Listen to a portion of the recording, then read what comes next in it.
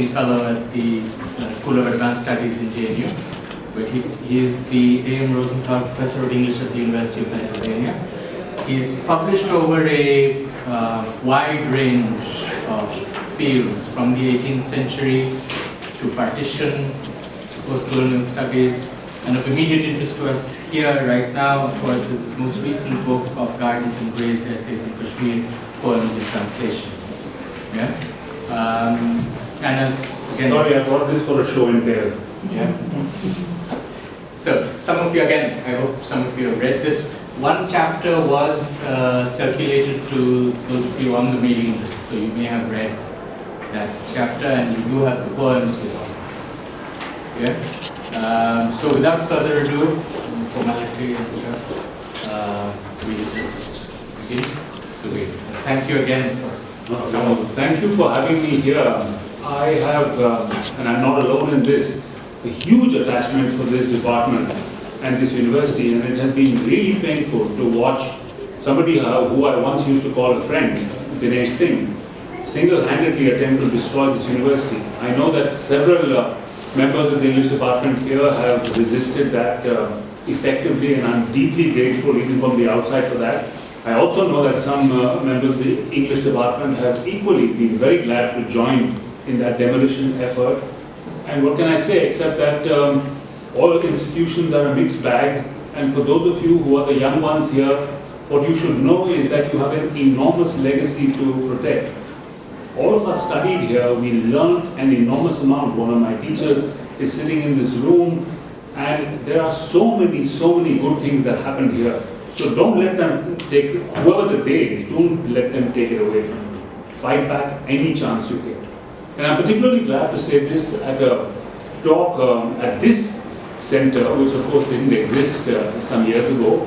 And it's a reminder that in spite of a general despair amongst our public universities, there are still faculty who are keeping the life of the mind alive, and the focused life of the mind, so that there is a new center here thinking about issues that are of great consequence to India, or indeed globally, which is violence, trauma, conflict, the lingering effects of all of these.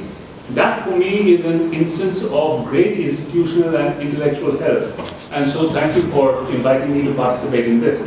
I'm going to speak for about 45 minutes and then we can chat. There is a handout containing 2 poems which you will look at, I hope, when we get to that point. This talk is called, I will also apologize to those of you who actually read the chapter or have otherwise looked at the book, because there will be a certain amount of repetition, but I hope you will, there's a freshness to hearing it once again, and then we will talk, and that's really the joy of this. Okay, so this is called The Witness of Poetry, Political Feeling in Kashmiri Poems. It has an epigraph from Ranjit Hoskote. Concertina wire is the most widespread form of vegetation in Kashmir today. It grows everywhere, including in the mind. Much of the extraordinary violence that Kashmir has seen over the last 25 years has been documented by human rights groups, civil society activists, and journalists. However, the effect of such long-term violence, the effect that it has had on the forging of political subjectivities, has not become central to scholarship on contemporary Kashmir.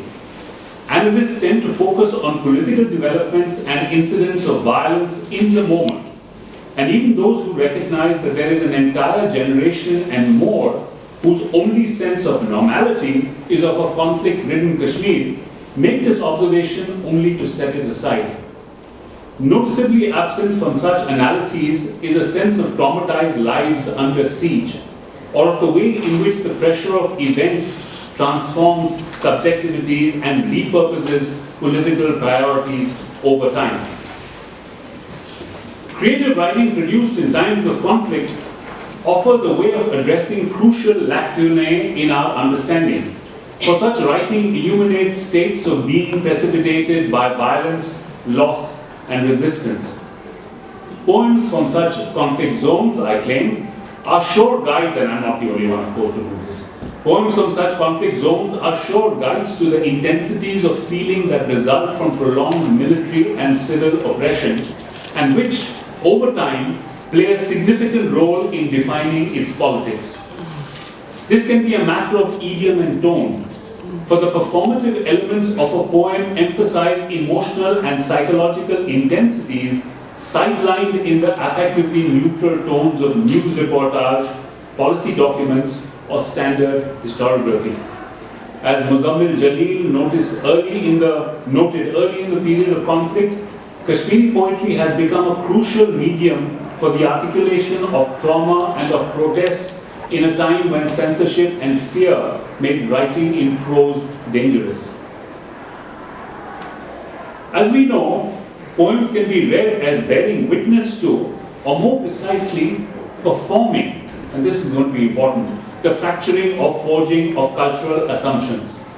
Thus, the disappearance of crucial elements of Kashmiri life, the loss of trust between Pandits and Muslims that led to the mass exile of the former, the breakdown of the civic compact under the pressure of militants and the state, is bound to result in poetry that mourns, resists, and denounces this state of affairs. This is what I assumed, at least this is what I assumed when I began this project in summer 2008. As I discovered quickly, the scholarly pursuit of poetry is not immune to the ravages of civic strife. That summer, 2008, strikes and curfews, public protests and police responses ensured that no one left home unless absolutely necessary.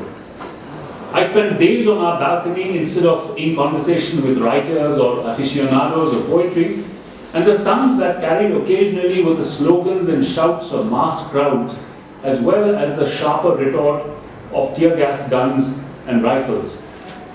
Occasionally, wisps of tear gas would float past our home.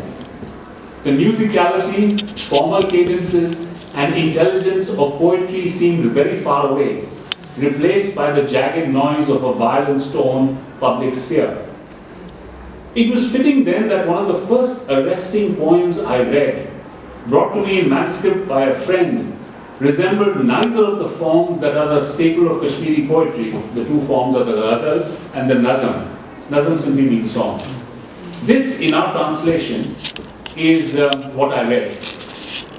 It was literally brought to me on a piece of paper torn from a notebook, handwritten, but not by the original poet. It had been passed on to his brother, who passed it on to my friend, who brought it to me. This is the poem in our translation. I am bundling the wings. I am making the night, the day. It's not on there. Sorry, it's not on there. I am bundling the wings. I am making the night, the day the night. I die slowly, steadily, and continue to live on. I see the desert and pull on the desert. From my eyes, oh, a river flows. I wouldn't care if they killed me. Dead, beaten, they keep me alive. I will come out of here, emerge with renewed resolve. What will they do to me, these rods and hammers? I have, like a tear, dropped. Does a tear ever return? All that I have seen, don't ask me. Oh, those adored ones whose flesh was burned by them, how many did not find graveyards of burial? How many were burned on snow mountains? How do I forget all this? What will their money and adornments do for me? I have sworn oaths on the forests. I have made to gardens this promise. I will keep watering the spring. Let them make a dog of me in prison. Once I am outside, I will become a lion again. Inside, for them, I am just a lump of flesh.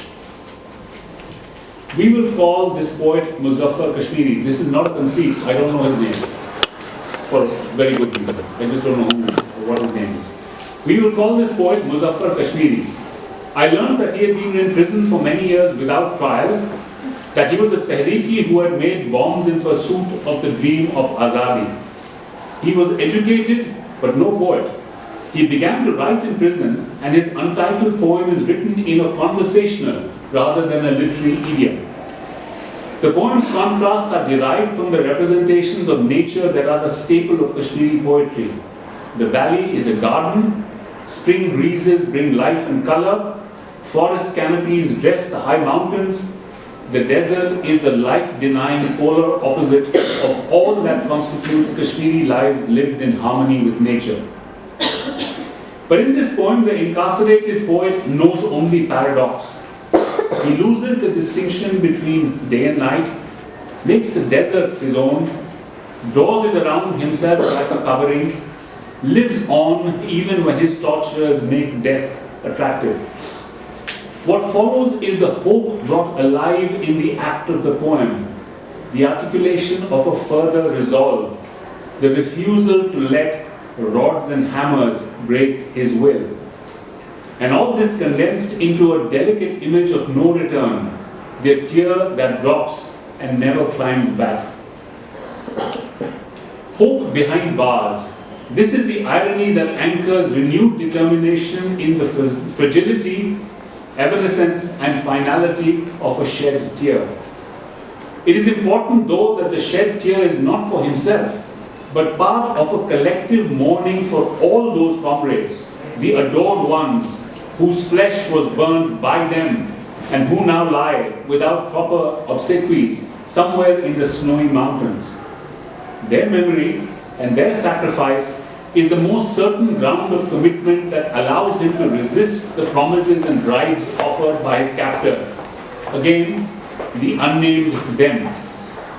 In the next lines, Kashmir itself, or rather, images and tropes conventional to its poetic self-representation, provide the continuity of memory and commitment necessary for sustained faith in a political ideal. I have sworn oaths in the forests. I have made to gardens this promise, I will keep watering the spring. The idealism of these lines, as I hope you notice, veers into cliché, but the closing lines arrest that movement in an idiom and a reality stark and brutal. Let them make a dog of me in prison. Once I'm outside, I will become a lion again. Inside, for them, I am just a lump of flesh. Both this incarcerated body, beaten into a lump of flesh, and the unextinguished hope of release and redemption into renewed political activism offer a powerful challenge to the political agents and theorists of Indian nationalism in the 21st century. Condensed into these last three lines is the dehumanizing practice of state power, in which the unwilling citizen, always within quotation marks, especially one who takes to arms, is captured, tortured, and in this process reduced to the brutalized materiality of a lump of flesh. Not everyone in Kashmir is a violent Tehriki, far from it. But there will be few Kashmiris who will not sympathize with the scenario and the sentiment explored in this poem. To that extent, it is representative of the collective experience of a people subject to long drawn out and often indiscriminate state violence. This section is called Trauma and Poetics, and it's a more methodological or conceptual section. The challenge for a critic who reads poetry while thinking about politics, please come and sit. You don't want to stand for too long. It's easier to run away from there, I know, but now that you are here, you might. The challenge for a critic who reads poetry while thinking about politics, or indeed who reads politics via poetry, is to detail the mediations that link text and context, writing and history. There is a further difficulty, since one important definition of trauma is individual experience that cannot be properly remembered or narrated, but only reenacted in different registers of word and action. The relation between traumatic events and the practice of poetry is even more intricate. A poem is thus not a reenactment of trauma. It can be thought of as a managing or working through of trauma by articulating elements of it into speech and thus into public conversation and the record of history. However, the formal construction, the symmetries and the finish of a poem should not encourage us to believe that it is a full revelation or accounting of trauma. Rather, poems can offer readers the opportunity to trace lineaments of pain and to sense the heft of all that is never quite realized or indeed said. Indeed, the form of a poem can itself be seen as a mechanism, a mode of aesthetic control that allows the enunciation of the intense affects of trauma. For this reason alone, a poem can be a guide to what we might think of as, and this is a quotation from another critic, the phenomenology of pain that marks conflict zones. Further, as poems are read, quoted, or sung in public, they contribute to the collective vocabulary by which trauma is known and shared. In this, such poems and songs play a role in the formation of what Lawrence Kiermaier describes as a culturally constructed landscape of memory. Their affective power, that is the affective power of poems, of shared poems and song and conversation centered around poems, allows them to intensify into visibility, but also to interrogate the consequences of both political mobilization and repression, whether by state agencies or those ranged against state power.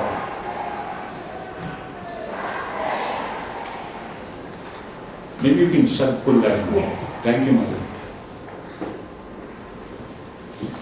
Precisely because poetry innovates within the collective resources of culture and language, the analysis of a poem can produce a more materialist, within quotation marks, account of political life than that offered by social scientists who sideline the affective dimensions of individual subjectivity or collective consciousness.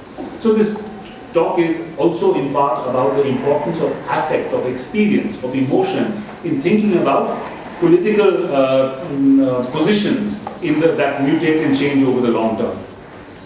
Observers have noticed the fact that Indian-ruled Kashmir, this is a quotation, has one of the highest rates of post-traumatic stress disorder in the world.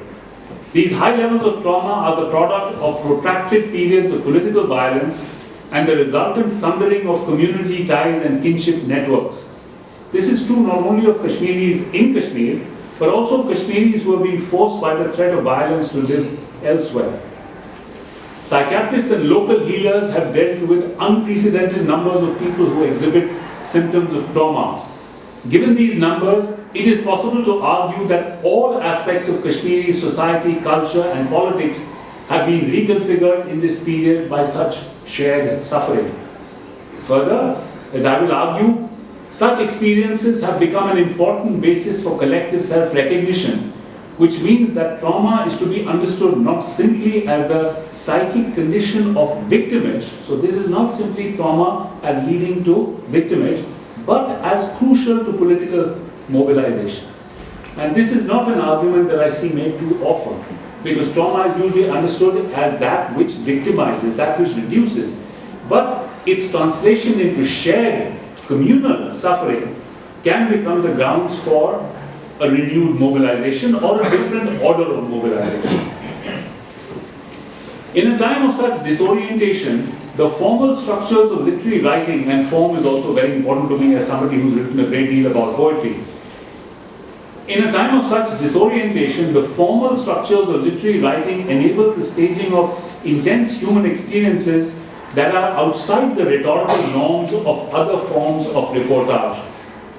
Fiction and poetry, of course, do not represent reality in any unmediated sense, but they do draw upon and rework the complexities and contradictions of human experience in ways that enable historical insights not easily available elsewhere. And this is why I am a critic and a student of literature.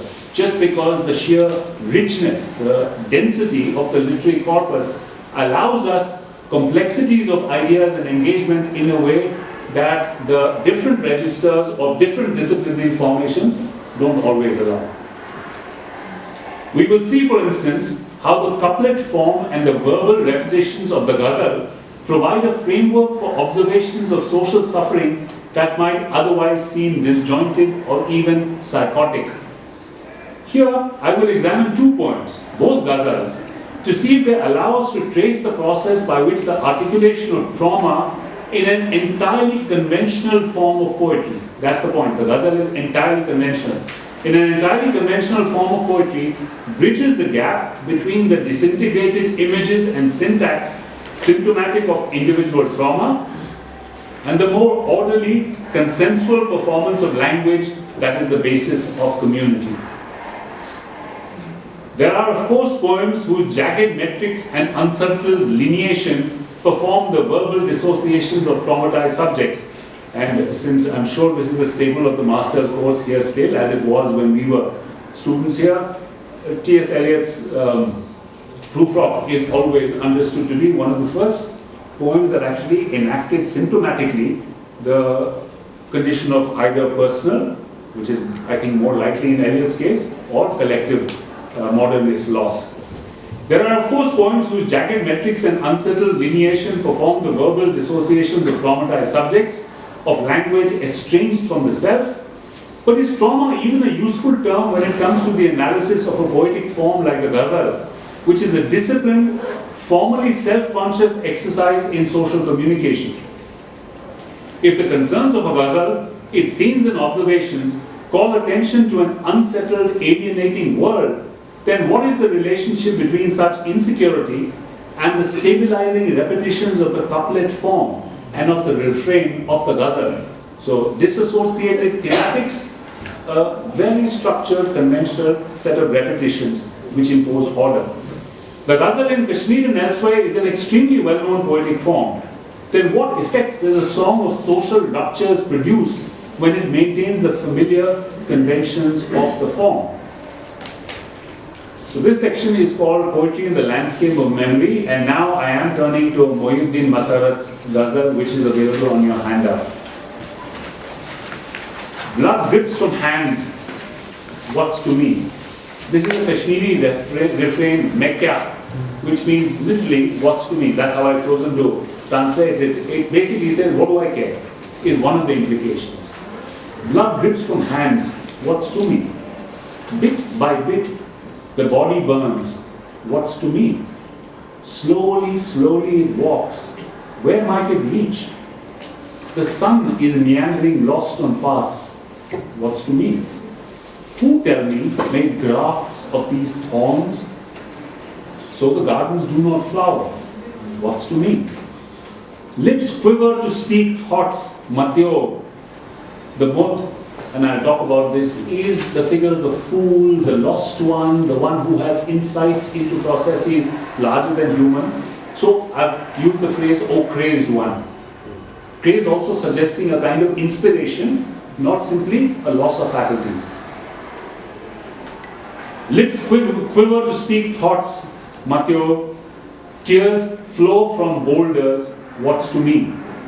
The mirror weeps and watches. The eyes are flooding, what's to me? Our own become strangers sometimes. Flesh pulls off nails.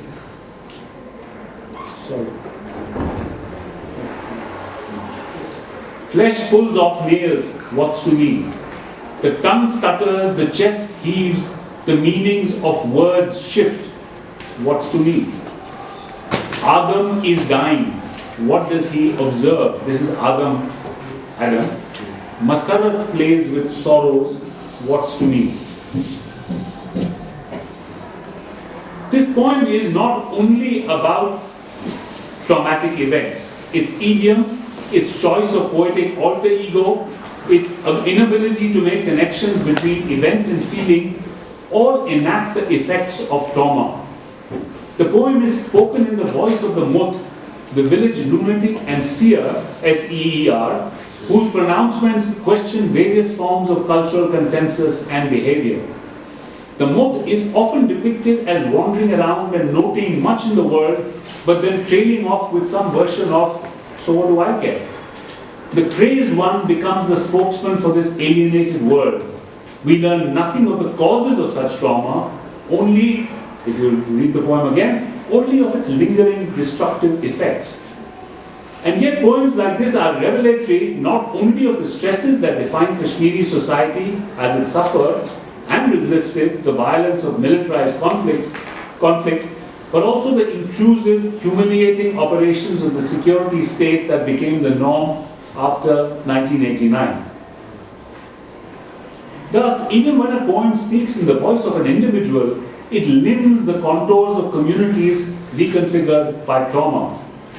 The solipsistic disavowal of the Mutt in Masarrat's ghazal, What's to Me, turns, as we read into the poem, into an invitation to the larger theatre of community suffering. In that, the poem enables an inescapably political understanding of the collective subjectivities that are forged in extended conflict, where entire communities come to be defined by similar experiences of brutalization. Poems like these draw upon and in turn make available in more memorable form the conversational idiom of the language. In this manner, poets are cultivators and curators of public memory. What's to me? The Mutt mutters over and over again as he looks about him and lists enormities of suffering and loss. All that he notes, however, crystallizes commonalities of feeling within and also without the poem. The Mutt and the poem joins the ordinary conversation of Kashmiris who recount experiences of vulnerability, powerlessness, and fear. But there are analytical connections, which is what I hope you've been worrying about. But there are analytical connections to be made before we can make the case that the affective power of such a poetics of trauma enhances our understanding of the socio-historical situation that obtains in a conflict zone like Kashmir. After all, such poems and many other texts of trauma do not provide easy evidence for the generation of facile political claims. Masarrat's ghazal, which is one reason I chose it, for example, offers little that translates into a politics. Its tone and concerns are far from those associated with political activism or any form of resistance politics. In fact, its power lies in its amplified performance of the broken self and community, in its enactment of a loss and betrayal so profound that the poem spirals into the vertigo of traumatized subjectivity. Even as the Mutt registers loss and misery around him, his is a solipsistic disavowal of fellow feeling, a retreat into agonized separation. Mekya, what's to me? Is there then any recovery from the agon of the Mutt, and indeed of the poem? One answer, I argue, lies in the form of the ghazal, in which each semi-autonomous couplet creates the logic of the whole. In this ghazal, each couplet counterpoints the despair of the Mutt with a series of images that offer a context for his dissociation. He observes bleeding hands, burning bodies, lost pathways, grafts of thorns, blighted gardens, quivering lips that do not speak. Sorry. My fat thumb caused this entire page to jump. I'll get there. So, what I'm arguing is that each couplet counterpoints the overt despair of the Mutt with a series of images that offer a context for his dissociation. He observes all that you see listed in this poem: blighted gardens, quivering lips that do not speak, in short, a world under siege. His muttered refusal to feel, his turning away, what's to me, is juxtaposed against all that he catalogues so vividly. So once again the contrast. His refusal to feel, and yet his poem, his voice catalogues all of these details. His seeming indifference is juxtaposed against all that he catalogues so vividly. His seeming indifference is a failing attempt to distance the surreal images of violence that fragment his world. Images from a nightmare, weeping rocks and mirrors, bleed into suggestions of torture, skin peeling off nails, muted tongues, broken backs. This is a world of strangers, our own now alienated from each other. Language itself is disoriented. The phrase, the meanings of words shift, could be a description of the linguistic symptom